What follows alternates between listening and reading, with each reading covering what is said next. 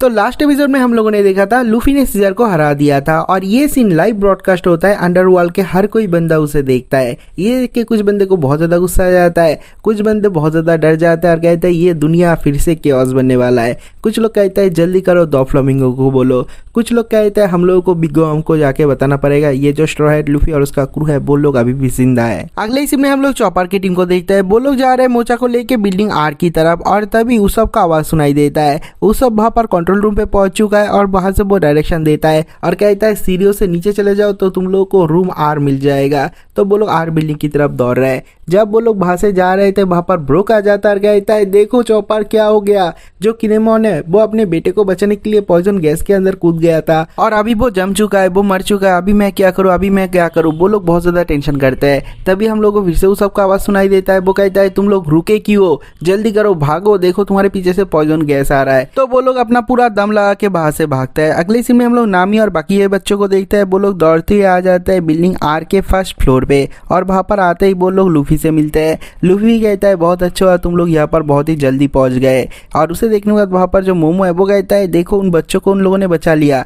Luffy कहता है मैंने बोला था ना, मेरे जो दोस्त है वो लोग बच्चों को बचाने जा रहे हैं, मेरे दोस्त हमेशा अपना प्रॉमिस फुलफिल करते हैं। तो मोमो भी खुश हो जाता है। उसके थोड़ी देर बाद वहां पर सांजी, जोरो और बाकी ये बच्चे वहां पर आते हैं, लेकिन बिल्डिंग आर पे पहुंचने के बाद भी उन लोगों को चॉपर नहीं दिखता। तो वो लोग बहुत ज्यादा टेंशन कर रहे हैं। रॉबिन कहती है चॉपर गया है उस बच्चे का ट्रीटमेंट करने के लिए, फर्स्ट एड करने के लिए। जोरो सोचता है चॉपर वापस आ भी पाएगा और वहां पर तशिगी भी होती है, वो भी स्मोकर के लिए बहुत ज्यादा टेंशन कर रही है और स्मोकर और लॉ मिल के एक बहुत बड़ा एसएडी का कंटेनर को खींचते हुए ले आ रहा है। स्मोकर कहता है क्या ये कंटेनर जरूरी है? लॉ कहता है हाँ, ये लेबोरेटरी बहुत ही जल्दी टूट जाएगा तो हम लोगों को इसके ऊपर राइड करके यहाँ से निकलना पड़ेगा। और वो लोग भी आर बिल्डिंग पे पहुंच जाते हैं और वहां पर पहुंचते ही लॉ सबसे पहले लूफी से पूछता है सीजर कहाँ पर है। लूफी कहता है मैंने उसको पीटा है, वो उस तरफ है। तो सीजर कहता है तूने उसे पकड़ा क्यों नहीं? लूफी कहता है मैं उसे पकड़ना नहीं चाहता, मैं तो उसे किडनैप भी नहीं करना चाहता। लॉ कहता है तुम अपने खुशी से प्लान को चेंज नहीं कर सकते। नेक्स्ट हम लोग कुछ देर पहले का सीन देखते हैं जब लूफी ने सीजर को पीटा नहीं था। तभी ड्रेसरोसा से दो लोग आते हैं, एक है बेबी फाइट, दूसरा है बफेलो। और बफेलो के ऊपर चढ़ते हुए वो दोनों वहां पर पूरी तेजी से उड़ते हुए आ रहे हैं और बेबी फाइव कहती है मैं अपना मिशन खत्म करने के बाद जोकर को जाके मार डालूंगा क्योंकि उसने मेरे बॉयफ्रेंड को मार डाला है और उसके शहर को भी जला दिया है, मैं उसे बिल्कुल भी नहीं छोड़ूंगी। ये सुन के बफेलो कहता है नहीं, जोकर ने ऐसा किया क्योंकि जोकर तुम्हें प्यार करता है एक बहन की तरह। तुम्हें एक भिखारी ने प्रपोज किया था तुमसे शादी करने के लिए और वो तुमसे पैसे मांग रहा था, तुमने बहुत सारा पैसा भी दे दिया था इसलिए उसने मार डाला। लेकिन उसके बाद भी बेबी फाइव रोती और कहती है नहीं, वो भिखारी नहीं था, वो मुझसे बहुत ज़्यादा प्यार करता था, उसने मुझे प्रपोज भी किया था, वो मुझसे शादी भी करना चाहता था। ये सुन के बफेलो कहता है नहीं, ऐसे पहले 8 लोगों ने तुमसे प्रपोज किया था और तुम्हें ना बोलना नहीं आता। अगर कोई प्रपोज करता है तो तुम उससे शादी कर लोगे, तुम्हें प्रपोज करके सब लोग तुमसे पैसा हड़पना चाहता है, तुम्हारे पास अभी कितने का कर्जा है बताओ? वो कहती है नहीं ये कुछ ज़्यादा नहीं है, 98 मिलियन बेरी, लेकिन मैं ये पैसा चुका दूंगी क्योंकि वो मेरे लव्ड वन है, वो लोग मुझे बहुत ज़्यादा प्यार करते हैं इसलिए मुझसे पैसा मांगा था। वो लोग ऐसे ही बात करते हुए आता है और उन लोग के सामने बहुत बड़ा एसिडी का टैंकर होता है। जब वो लोग वहां पर पहुंचते हैं देखते हैं कुछ बहुत ही तेजी से आता है, आके वहां पर लगता है। सब लोग सोचते हैं कि वहां पर किसी ने मिसाइल चलाया है, लेकिन वो मिसाइल नहीं है, वो सीजर है। लूफी ने पीटने के बाद वो सीधा वहां से आके यहाँ पर टकराता है और सीजर को इस हालत में देखने के बाद ही वो लोग बहुत ज्यादा शॉक्ड हो जाता है। सीधा वो कॉल करता है ड्रेसरोसा पे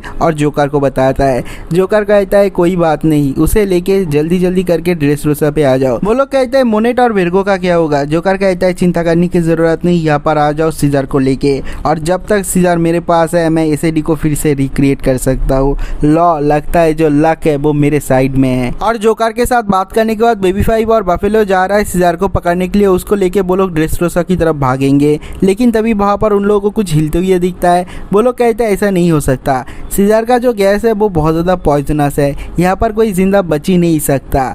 लेकिन हम लोग देखते हैं वहाँ पर एक बहुत बड़ा रोबोट आ जाता है, वो एक्चुअली में फ्रैंकी है और फ्रैंकी भी बफेलो और बेबी फाइव को देख लेता है और कहता है ये किस तरह का बेहुदा पंछी है। इसके बाद बहुत देर तक बेबी फाइव और बफेलो फ्रैंकी की तरफ घूरते रहता है, वो लोग कुछ भी नहीं करता। फ्रैंकी भी उन लोगों की तरफ घूरते रहता है, वो भी कुछ नहीं करता। ऐसे बहुत देर हो जाता है और फ्रैंकी को बहुत ज़्यादा एनोइंग फील होता है। वो अपना लेफ्ट निकालता है और बाहर से उन लोगों के ऊपर गोलियां चलाना स्टार्ट कर देता है। उसे लगता है उसने उन लोगों को गिरा दिया है, लेकिन वो लोग अभी भी क्रैश नहीं हुए हैं। बेबी फाइव सामने आता है, एक मशीन गन निकाल लेता है और उससे धड़ाधड़ शूट करता है फ्रैंकी के ऊपर। और बहुत देर तक शूट करने के बाद वो कहती है ये जो कोई भी है अगर वो मेरे साथ फाइट करना चाहता है तो मैं उसे फाइट दूंगी और मैंने इसको खत्म भी कर दिया है। अगले सीन में हम लोग लॉ को देखते हैं, वो चिल्ला चिल्ला के कहता है सब लोग इस टैंकर पे चढ़ जाओ, हम लोग यहाँ से निकलने वाले हैं। ये सुन के वहाँ पर जितने सारे बच्चे और स्ट्रॉ हैट क्रू के जितने सारे लोग हैं सब लोग टैंकर पे चढ़ जाते हैं, लेकिन लूफी वहाँ पर खड़ा रहता है। वो कहता है मेरे क्रू के बाकी के बंदे अभी तक पहुंचे नहीं है, जब तक वो लोग यहाँ पर नहीं पहुंचते तब तक हम लोग यहाँ से नहीं जाएंगे। तो वो लोग कहते हैं इसमें तो बहुत ज्यादा टाइम चला जाएगा। नामी आती है और पूछती है लॉ ये जो रास्ता है वो कहाँ पर जा रहा है, हम लोग निकलेंगे कैसे?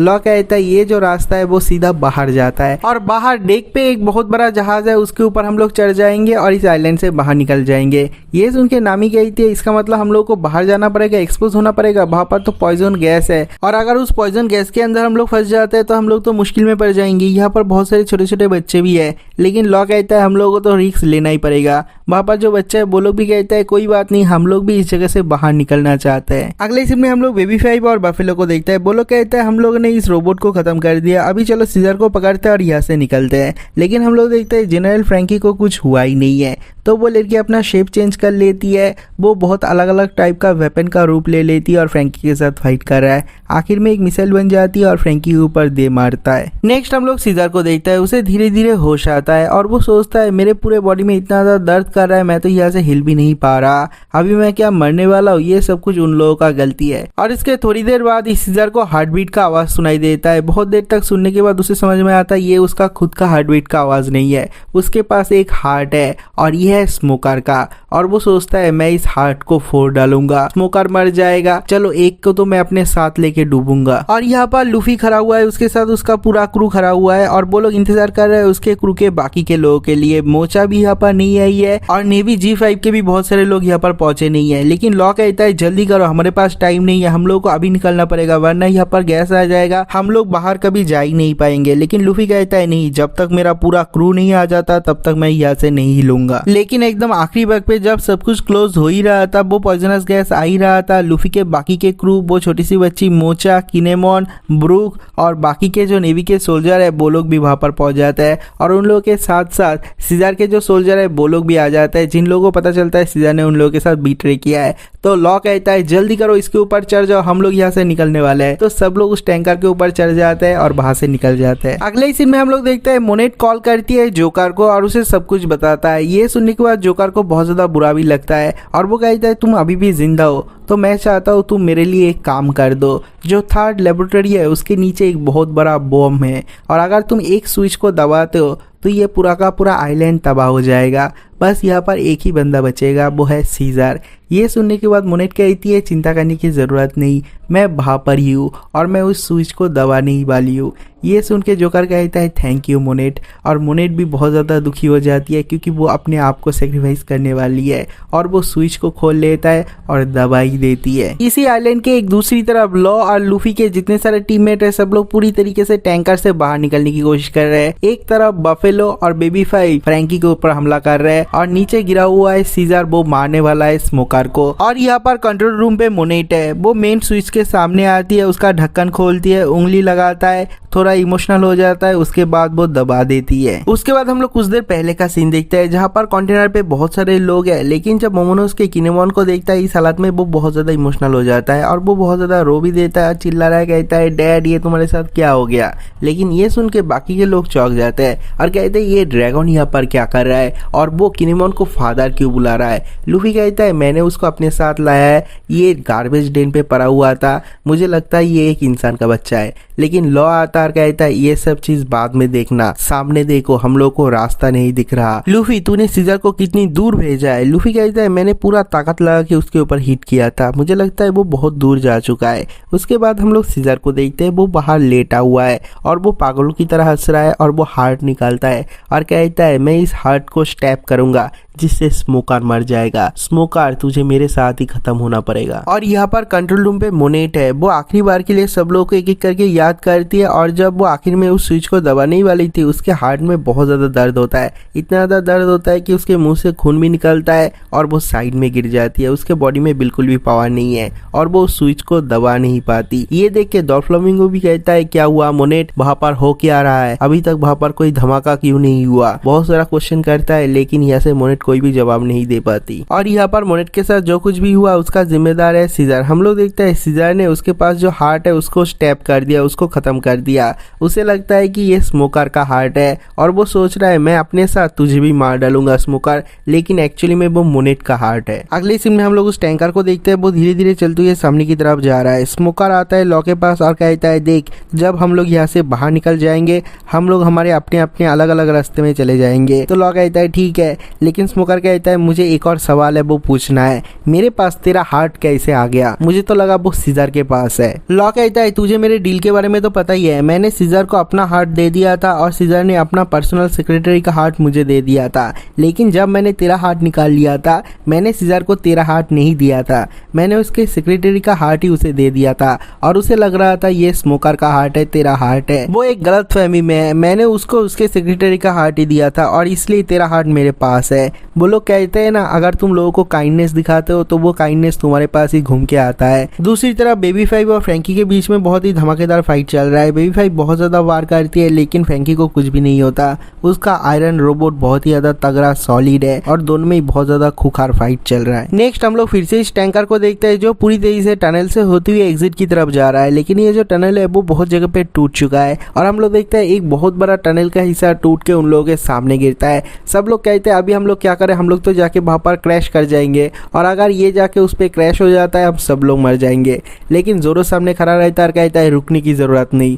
वो एक स्वॉर्ड स्लैश करता है, उस पत्थर को काट डालता है और वो लोग बीच में से चले जाते हैं। तो ये देख के सब लोग कहते हैं ये बंदा तो बहुत ही ज्यादा ताकतवर है। कुछ लोग कहते हैं इसका स्वॉर्ड्समैनशिप तो बहुत ज्यादा कूल है, लेकिन जोरो कहता है इतना ज्यादा खुश होने की जरूरत नहीं, पीछे की तरफ देखो। और जब वो लोग पीछे की तरफ देखते हैं उन लोग को बहुत ज्यादा डर लगता है क्योंकि जो शिनोकुनी डेडली पॉइजनस गैस है वो उन लोग के पीछे पीछे आ रहा है। तो वो लोग कहते हैं जल्दी करो हम लोग को जल्दी यहाँ से निकलना पड़ेगा। लेकिन लॉ एक और बैड न्यूज देता है और कहता है पीछे ही बस डेडली गैस नहीं है, हमारे सामने जो एग्जिट है वहां पर भी डेडली गैस होगा।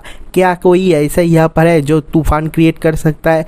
सब लोग कहते हैं ऐसा आदमी यहाँ पर कैसे मिलेगा, लेकिन नामी कहती है हाँ मैं हूँ, मैं तूफान क्रिएट कर सकता हूँ। तो वो लोग कहते हैं रेडी हो जा क्योंकि तुझे तूफान क्रिएट करना पड़ेगा। अगले सीन में हम लोग ड्रेसरोसा पे डॉ फ्लामिंगो को देखते हैं, वो अपने रूम से बाहर निकालता है और उड़ते हुए किसी को कॉल लगाता है। बफेलो कॉल उठाता है और वो कहता है क्या चल रहा है वहाँ पर, वो आइलैंड अभी तक टूटा क्यों नहीं? वो लोग कहते हैं नहीं हम लोगों को नहीं पता, यहाँ पर कोई भी धमाका नहीं हुआ, लेकिन हम लोग अंदर भी नहीं जा पा रहे क्योंकि यहाँ पर एक आयरन गार्ड है जो हमारा रास्ता ब्लॉक कर रहा है। डॉ फ्लामिंगो कहता है चिंता करने की जरूरत नहीं, तुम दोनों मिलके उस गार्ड को निपटाओ क्योंकि मैं आ रहा हूँ। डॉ फ्लामिंगो का अटैक ऑर्डर मिलने के बाद ही बफेलो और बेबी फाइव अपना पूरा दम लगा के फ्रैंकी के ऊपर हमला करता है, उसके ऊपर बुलेट से फायर करता है, मिसाइल भी चलाता है, यहाँ तक कि फायरबॉल से भी अटैक करता है, लेकिन उसके बाद भी फ्रैंकी को कुछ नहीं होता। ये देख के वो लोग भी थोड़ा सा चौंक जाते हैं। फ्रैंकी कहता है आजा आजा, मेरे ऊपर जो भी आजमाना है आजमा ले। फ्रैंकी का ये प्रोवोकेटिंग वर्ड सुनने के बाद बेबी फाइव और बफेलो दोनों को ही बहुत ज्यादा गुस्सा आता है, तो दोनों एक साथ मिलकर एक कॉम्पाउंड अटैक करता है। उन लोगों का कॉम्बाइन अटैक इतना ज्यादा पावरफुल होता है जो जनरल फ्रैंकी है उसके हाथ में एक छेद हो जाता है। ये देख के फ्रैंकी कहता है हाँ तुम लोगों में दम तो है, तुम दोनों के अटैक में पावर तो है, तुम लोगों ने जनरल फ्रैंकी के हाथ में छेद कर दिया, तो ठीक है मैं तुम लोगों की एक स्पेशल चीज दिखाने वाला हूँ। ये मेरे 1000 सनी का सबसे खतरनाक अटैक है, वो अटैक मैं तुम लोगों को दिखाने वाला हूँ। तुम लोग इस अटैक के वर्दी तो नहीं हो, लेकिन मैं तुम लोगों को दिखाऊंगा। और वो अपने हाथ को सामने लाता है, राइट हैंड को भी सामने लाता है, दोनों को कैनन की तरह पकड़ता है और उसके दो हाथ में बहुत ज्यादा हवा आ जाता है और वो चिल्ला के कहता है फ्रैंकी जनरल कैनन। और इसका पावर इतना ज़्यादा होता है बेबी फाइव और बफेलो दोनों उड़ते हुए पीछे जाके पहाड़ में टकराते हैं और इसके वजह से टनल के अंदर बहुत ज़्यादा धमाका होता है। तो लूफी और बाकी लोगों का जो टैंकर है वो भी लाइन से निकलने वाला था और जो टनल है वो भी बहुत ज़्यादा टूटने की कगार पे आ जाता है, साइड से बहुत ज़्यादा टुकड़े गिर रहा है। तो सब लोग कहते हैं अगर पॉइजन गैस हम लोग को नहीं भी मारता है तो ये टनल टूट के हम लोग मर जाएंगे। लूफी कहता है जल्दी करो, हम लोग को जल्दी जल्दी जाना पड़ेगा। दूसरी तरफ नामी कहती है मैं रेडी हूँ, जब मेरे सामने पॉइजन गैस आएगा उसके ऊपर मैं हवा से अटैक करूंगी जिससे सारा का सारा पॉइजन गैस सामने से चला जाएगा। तो सब लोग रेडी हो जाते हैं। नामी भी फायर करती है गस्ट विंड, उससे बहुत ज्यादा तूफान निकालता है जिससे जो पॉइजन गैस का रास्ता है वो क्लियर हो जाता है और सब लोग कहते हैं चलो हम लोग को इसके अंदर से ही जाना पड़ेगा। और जब वो लोग पूरी तरीके से बाहर निकलते हैं वो लोग देखते हैं वहां पर बिल्कुल भी पॉइजनस गैस नहीं है, चारों तरफ खाली है और वहां पर फ्रैंकी है। फ्रैंकी का रोबोट देख के सब लोग बहुत ज्यादा चौंक जाते हैं और कहता है फ्रैंकी देखो मैं कब से तुम लोग के लिए वेट कर रहा हूँ, जल्दी करो यहाँ पर आ जाओ। लेकिन जब वो लोग बात कर रहे थे बेबी 5 और बफेलो सीजर को लेके बाहर से भाग जाता है।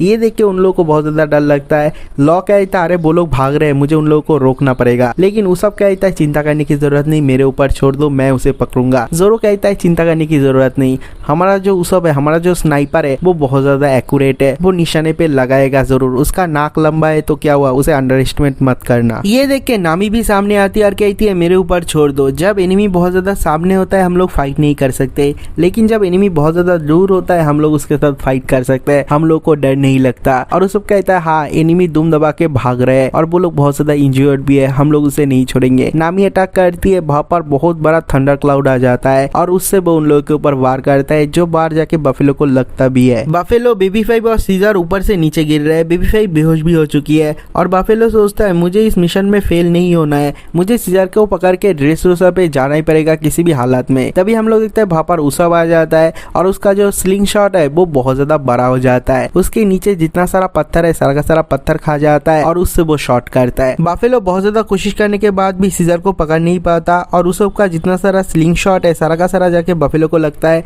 और बफेलो भी बेहोश हो जाता है। सीजर सोचता है नहीं मेरे ऊपर ये नहीं लग सकता, मैंने डेविल फ्रूट खाया है। और वो सोचता है मुझे यहाँ से भागना पड़ेगा, किसी भी हालत में भागना पड़ेगा। लेकिन उसब कहता है तू भाग नहीं पाएगा क्योंकि मेरे स्लिंग शॉट में सबसे आखिर में जो शॉट है वो है एक सी प्रिज्म स्टोन वाला हैंडकफ, वो जाके लगता है और सीजर भी वहां पर जकड़ में आ जाता है और वो भी वहां से भाग नहीं पाता। तीनों के तीनों ऊपर से पानी में गिर जाता है। लॉ कहता है ठीक है तूने उन लोगों को पकड़ लिया, अभी हम लोग को इन लोगों को लेके यहाँ से निकलना पड़ेगा। दूसरी साइड में हम लोग दो फ्लामिंगो को देखते हैं, वो पूरी तेजी से आ रहा है आसमान से उड़ते हुए, बादलों के ऊपर कूदते हुए और कहता है तुम लोग रुक जाओ मैं आ रहा हूँ वहां पर। अगले सीन में हम लोग एक सी मॉन्स्टर को देखते हैं जो समुद्र के ऊपर से जा रहा है और उसके ऊपर कोई लेटा हुआ है, कोई सो रहा है। उसका नींद टूटता और कहता है मैंने तो बहुत बड़ी लंबी झपकी ले लिया, अभी मुझे पता नहीं चल रहा ये 5000 का रास्ता किस तरफ है। हम देखते हैं ये और कोई नहीं, ये हमारा जाना पहचाना नेवी का कैरेक्टर एडमिरल आउकी जी है। वो आ रहा है 5000 पे। अभी यहाँ पर बहुत ही तगड़ा फाइट होने वाला है और इसके साथ ही ये वाला वीडियो भी खत्म हो जाता है। अगर आप लोगों को वीडियो अच्छा लगा तो वीडियो को लाइक करना, चैनल को सब्सक्राइब करना। तो मिलते हैं एक और नई वीडियो के साथ, तब तक के लिए बाय बाय।